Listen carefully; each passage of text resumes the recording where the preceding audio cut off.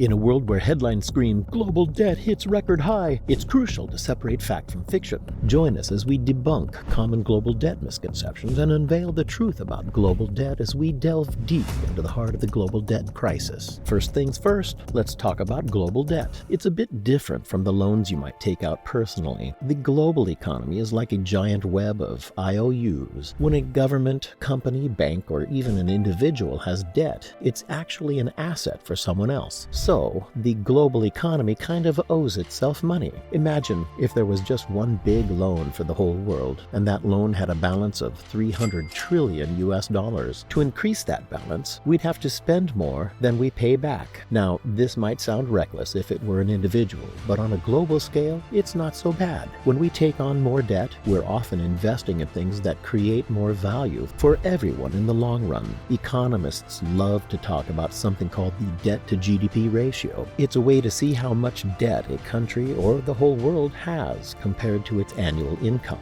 Imagine you have a debt 3 times your yearly income. If it's for something valuable like education or a home, it's not necessarily a problem. The same logic applies on a global scale. There's also something called global net worth. This concept considers all the valuable stuff on Earth, from homes and cars to stocks and even the debts we owe. In 2021, the total value of these assets was around 1 quadrillion US dollars. Impressive, right? When we subtract the global debt from this, we're left with a net worth of about 700 trillion US dollars. So, despite those big debt numbers, the planet is wealthier than ever before. But why should you care about all this? Well, understanding it helps us make informed decisions about our economies. Financial stability. This global debt includes everything from the trillions in US government securities to the $500 someone owes on their credit card. It's all money that's been borrowed to make things happen, like building national infrastructure or even buying a new PlayStation. So if the overall world's debt is $300 trillion, what is the debt per person? The average person on Earth owes nearly $40,000. That might sound okay until you realize that the average person's yearly income is just over $10,000. One of the most important things you can do on an individual level is to understand how debt works differently at the individual, national, and global levels. GDP is simply the total output of an economy. Think of it as the sum of all the goods and services produced for sale within a country in a year. But here's the catch. Measuring this directly is super tricky. It would require tracking every item from production lines to restaurant kitchens and construction sites, and that's just not practical. It's like trying to take a picture without a camera. Instead, economists use a clever method. They look at spending. If something is produced, someone usually buys it. It's like looking at the negative of a photo. It's not exactly what you want, but it helps create a clear image. Now, let's connect the dots between debt and GDP. When governments, businesses, or households take on debt, it often leads to an increase in one or more components of GDP. Imagine you take out a loan to buy a car. The car dealership gets money, you get a car. That's a boost to GDP. But remember, after taking on debt, you'll need to make repayments, which means you'll have less money to spend in the future. On a global scale, this debt cycle doesn't happen randomly. It's influenced by factors like confidence in the future, employment rates, and global conditions. When people are confident, they take on more debt, boosting spending and investment. When debt levels get too high, they focus on repaying, leading to a slowdown. Governments play a crucial role in managing this cycle. During times when consumers and businesses are taking on a lot of debt to boost spending, governments should be cautious. They can tax more and spend less to save money for the future. This strategy helps prevent the economy from overheating.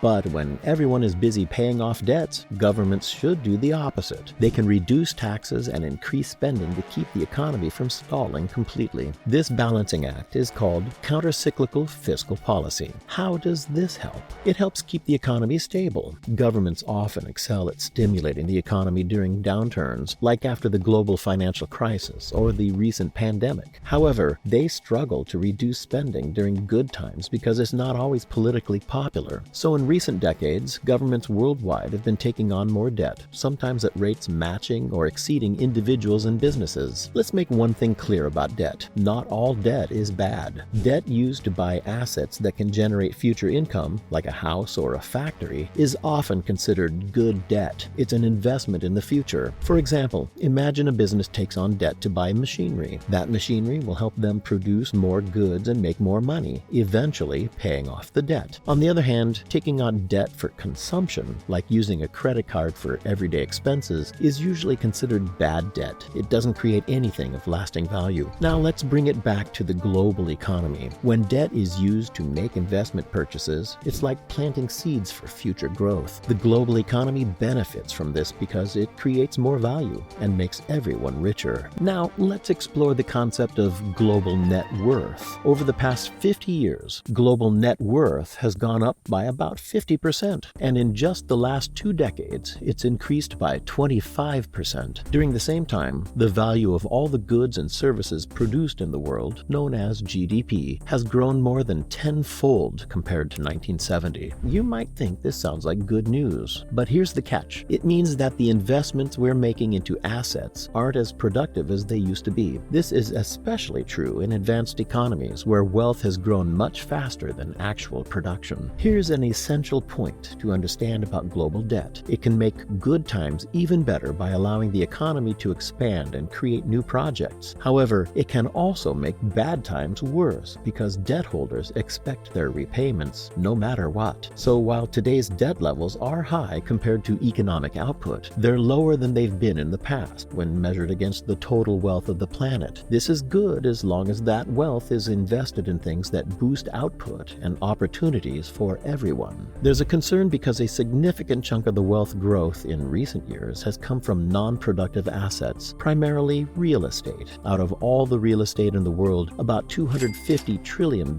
is just land, while the remaining $100 trillion are buildings on that land. Why is real estate considered a non-productive asset? Investing in land doesn't change its fundamental nature, it just makes it more expensive. Expensive land means that one of the factors of production, land, labor, and capital, becomes less affordable. This in turn can put downward pressure on economic output. Additionally, investing in real estate can divert resources away from potentially more productive investments. Some rapidly developing countries face debt problems because their growth has stalled, making it challenging and expensive to obtain financing. Let's talk about who we owe all this money to. About 95% of the world's wealth, which includes the $300 billion in debts, is owned by households. The remaining 5% is held by governments. Now, you might be wondering about businesses. Well, they do own assets, but ultimately, businesses are owned by people, either directly through shares or indirectly through things like retirement savings plans. Out of that 5% controlled by governments, it consists of foreign currency reserves, public real estate, state-owned enterprises, sovereign wealth funds, and in very rare cases, loans made directly from the government. China is a prime example. It holds the largest share of government wealth, mainly in the form of foreign currency reserves and land holdings. They're also one of the rare cases where the government directly lends money to other countries. In summary, global debt isn't necessarily the problem. It's how we use that debt that matters. While it might seem like we owe this debt to ourselves on a global scale, the reality is more complex when you look closer. The key concern is whether our investments are truly boosting economic output and prosperity. As long as we make wise investments that contribute to growth, the world can continue to prosper. If you want to learn more about the global economy of the world, click the videos on screen now,